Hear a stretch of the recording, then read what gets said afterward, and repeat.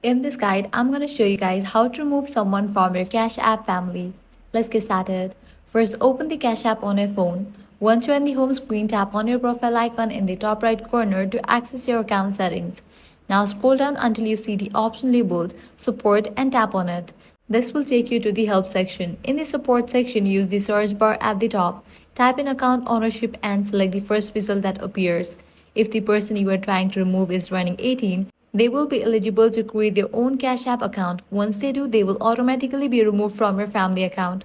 If that does not apply and you just want to remove someone, scroll to the bottom of the page and tap Contact Support or Chat.